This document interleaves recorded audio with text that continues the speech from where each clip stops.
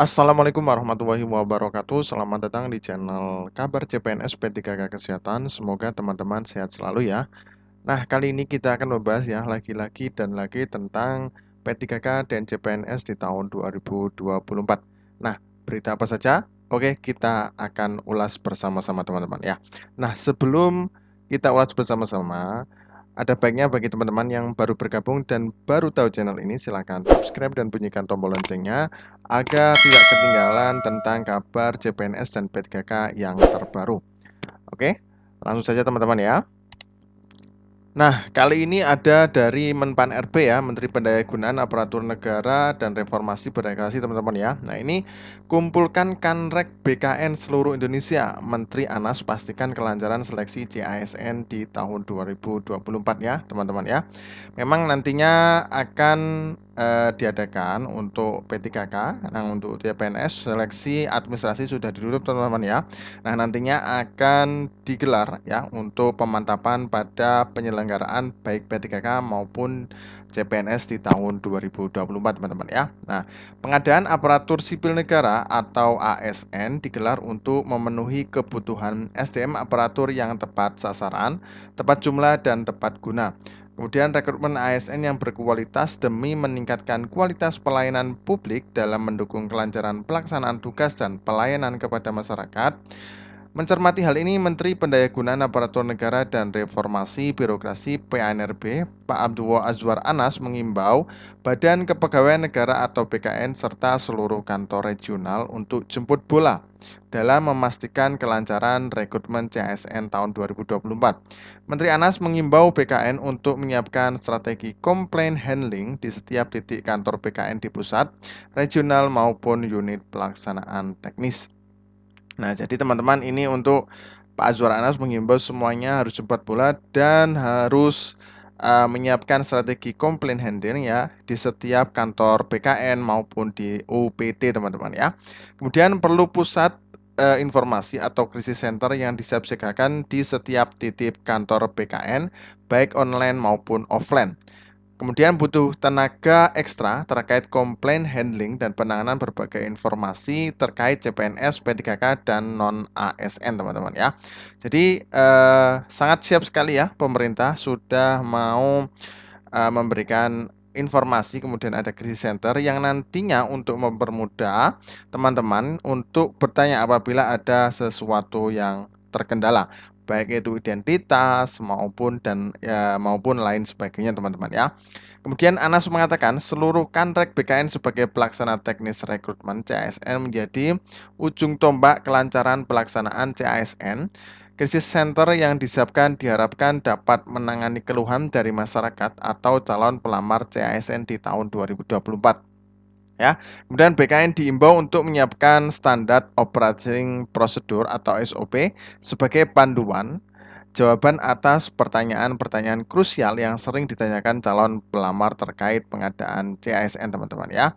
Jadi nantinya akan ada kayak FAQ teman-teman ya. Mungkin seperti itu nantinya akan jadi teman-teman kebanyakan yang jadi pertanyaan itu dirangkum oleh BKN nantinya sudah terjawab tersendiri teman-teman ya. Oke, kemudian secara periodik perlu dilakukan koordinasi dengan seluruh kantrek karena akan banyak pertanyaan dari calon pelamar CPNS maupun P3K yang perlu mendapatkan penjelasan dengan baik sehingga ada pemahaman yang sama teman-teman ya. Lanjutnya dikatakan perlu komitmen bersama dalam mengawal pelaksanaan rekrutmen CSN tahun 2024. Seluruh panitia seleksi pun diimbau untuk menjaga integritas dan moralitas pengadaan CSN.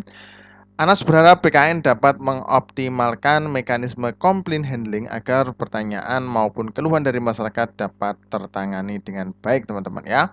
Terkait penanganan keluhan masyarakat mengenai CSN 2024, BKN akan mengaktifkan Satuan Tugas atau Satgas SSCASN. Kemudian Satgas tersebut nantinya akan menangani pertanyaan-pertanyaan yang sering diajukan oleh masyarakat. BKN sudah menyediakan PIC yang akan menghandle untuk mensupport seleksi CASN ya. Jadi sangat siap sekali untuk tahun ini teman-teman ya.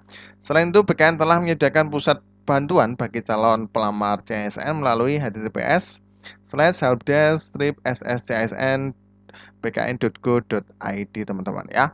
Nah, di sini nanti teman-teman bisa melihat semuanya teman-teman ya untuk pusat bantuannya ya, karena memang di sini nantinya sudah disediakan oleh penyelenggara.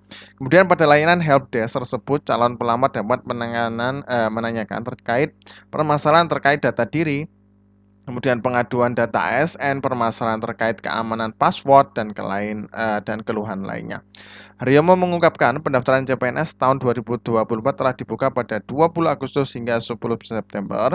Kemudian pelamar melakukan pendaftaran melalui laman https://sscin.bkn.go.id teman-teman ya. Jadi semuanya sudah selesai ya untuk CPNS. Nah, nantinya P3K ini masih akan diadakan ya, mungkin bisa pertengahan September, mungkin akhir September atau awal Oktober teman-teman ya. Pengadaan CPNS akan ditutup pendaftarannya pada 10 September 2024 pukul 12 ya, otomatis sudah ya teman-teman ya. Setelah itu akan tertutup secara otomatis kecuali bagi dua instansi, yaitu Kemenak dan Kemendikbudristek yang pendaftarannya diundur sampai 13 September ya. Jadi teman-teman untuk yang lain sudah, kecuali dari Kemendikbudristek dan Kemenak ini belum ya teman-teman ya.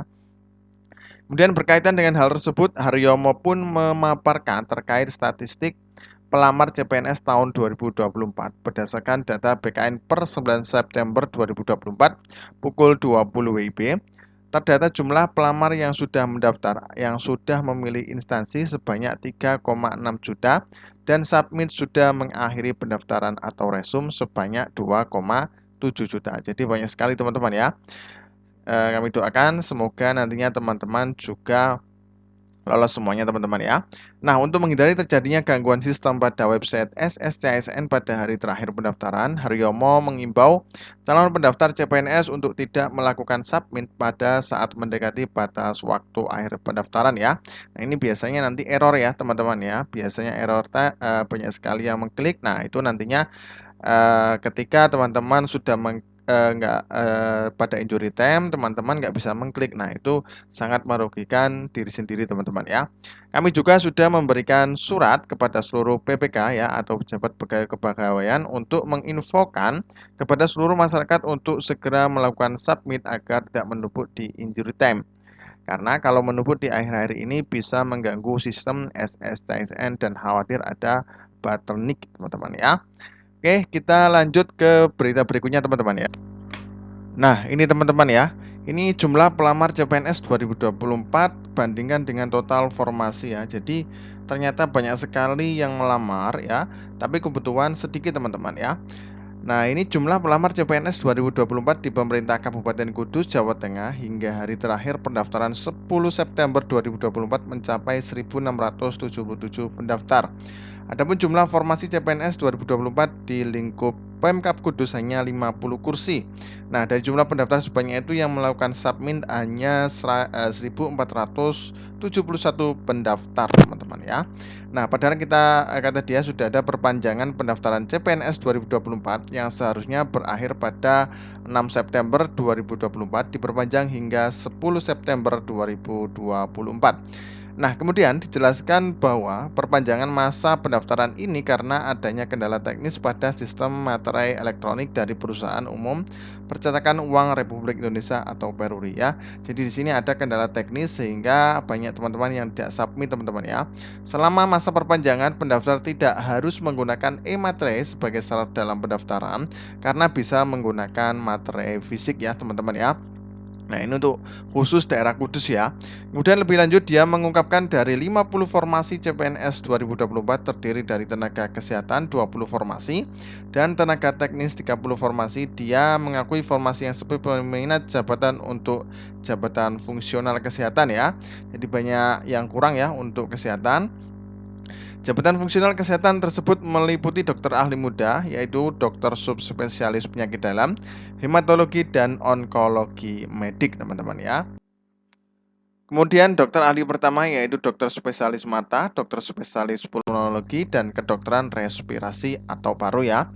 Kemudian tahapan seleksi administrasi akan dilakukan hingga 17 September 2024. Sedangkan pengumuman hasil seleksi 14 September 2024. Kemudian lalu konfirmasi penggunaan nilai seleksi kompetensi dasar SKD CPNS 2023 dijadwalkan 18 sampai 28 September 2024. Sedangkan masa sanggah 20 sampai 22 September 2024. Jawaban sanggah pada 20 sampai 24 September 2024. Kemudian untuk pengumuman setelah masa sanggah dijadwalkan 23 sampai 29 September 2024. Kemudian para pelamar CPNS 2024 yang berhasil lolos dari seleksi administrasi akan menjalani seleksi kompetensi dasar atau SKD antara tanggal 16 Oktober hingga 14 November 2024. Sedangkan seleksi kompetensi bidang atau SKB dijadwalkan pada tanggal 9 sampai 20 Desember 2024 dan diumumkan pada 5 sampai 12 Januari 2024, teman-teman ya. Dan Pemkab Kudus pada 2024 membuka lowongan pegawai pemerintah dengan perjanjian kerja dan pegawai negeri sipil atau PNS. Nah, untuk adapun total jumlah lowongan P3K dan PNS Pemkab Kudus sebanyak 750 lowongan dengan rincian 700 formasi untuk lowongan P3K dan 50 untuk lowongan PNS, teman-teman ya. Jadi untuk P3K banyak sekali sebenarnya ya, tinggal dari BKN dan Menpan RB mengetok palu untuk pembukaan, teman-teman ya. Untuk formasi P3K 2024 perinciannya meliputi 319 lowongan tenaga teknis P3K, 281 lowongan guru P3K, dan 100 lowongan nakes P3K. Sedangkan untuk lowongan PNS 2024 hanya dibuka 30 kursi untuk tenaga teknis dan 20 jatah tenaga kesehatan. Ya teman-teman ya. Oke, mungkin itu saja yang dapat kami sampaikan. Mudah-mudahan bermanfaat. Terima kasih. Wassalamualaikum warahmatullahi wabarakatuh.